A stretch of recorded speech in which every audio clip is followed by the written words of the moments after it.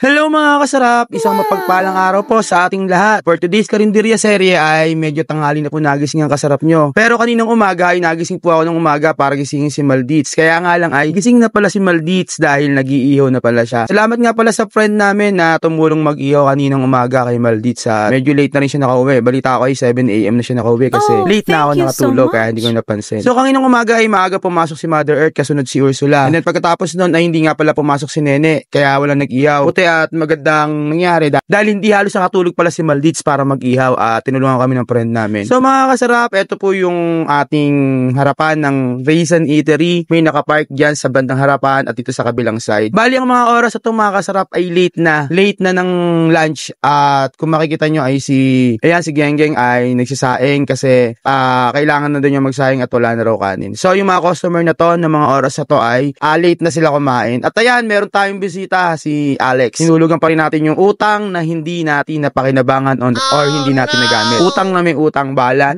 na ang karma sa kanya. So mga kasarap ay nakaparking dyan yung motor ko at saka yung motor ni Esan. Isa pang motor. Ayan, tingnan natin yung ilaw kung nakabukas and then good, hindi na siya nakabukas kasi hapon na ng mga oras na yan. So yung parking ay nandun yung green arrow tsaka yung tractor parang, ay di pala yung tractor tawag doon, bulldozer. Parang kay Kuya Carl yun. So ayun yung start natin mga kasarap na ayos na kasi gawa ng tapos na yung after lunch niya nung mga oras na yan. Kaya inayos na nila yung mga ulam, pinalitan yung mga tray at idinagdag yung mga ulam na nandun sa kusina. Ayan, kung mapapansin nyo ang oras, ayun, Pas 1:37. Pas na yung lunch time. At may nahiya pa. Nahiya si Maldit. Ginagawa niya. Ito naman si Miranova ay nagpapaganda na naman. Mukhang feeling ko maliligo na naman to. Kaya lumaki yung tubig namin. Kasi naliligo na to si Miranova. Okay mga kasarap. Meron dumating na parcel. Kanina daw tong parcel. Pakisabi nga, Kuyang Rider, para kanina ba yung parcel na yan? Lakas mo. Kanina yan? Kanina? Pakilakas nga po. And the winner is... Maldita! Bayad na ba yan?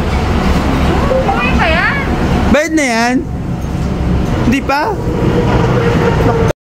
Ayun lang, may nanalo na para kay Maldits at hindi pa daw bayad yun. Alam na kung sino ang magbabayad. Ako nang gigigil na rin ako dyan eh. Kaya mga kasarap yung mga ulam natin ay marami pa at meron pa sa bandang itaas. So yung mga oras na yan ay nasa 1:30 na mahigit. Inaantay ko din yung delivery ng soft drinks kasi Martes, kapag kasi Martes ay nagdi-deliver ang soft drinks. Then Martes din dumadating yung mga toy suka natin. Kaya si Genggeng nag-uuna ulit siya ng sinaing panibagong saing at siyang naka-assign dahil nga wala si Nene ay siya ang magsasaing. So mga kasarap, ganitong oras hapon na ay papalipas na yung mga customer namin yan. Pero nagpapasalamat ako at ang team namin ng Raisin Eatery ay nagpapasalamat sa patuloy yung pagsuporta, pagtangkilik dito sa amin sa Raisin Eatery na walang sawa at hindi nagsasawa sa mga nilulutong putahe namin. So mga kasarap, ang specialty pa ng Raisin Eatery ay inihaw na liempo, papaitang baka at saka ang dinuguan. So itong mga grupo na kumain ngayon yan ay isang grupo sila na isang truck, sabay-sabay sila kumain. Bali, ang binayad nila ay GCash. GCash ang ginamit nila na payment. Kaya sobrang thank you, nagpapasalamat kami. Dahil kalimitan sa kanila, ang gusto nila ay yung pagkain na lutong bahay at saka yung stop and go lang daw. Kung after nila makakain, makapahinga ng konti, ay makakaalis na. Kaya lagi nilang pinipili rito na kumain sa Raisin Eatery. Tsaka syempre, magaganda daw yung mga stop dyan eh. Sabi ni Miranova, tsaka ni Maldits. Si Marin nga pala ay wala pa, pero pauwi na rin yan kasi galing sa school. At pumasok. Si Esan din ay pumasok na. So mga kasarap, maraming po salamat sa patuloy yung pagsuporta sa amin dito sa Raisin Eatery. Muli po ako po si Eds Hernandez Kasarap, palagi nagpapaalala na lahat pwede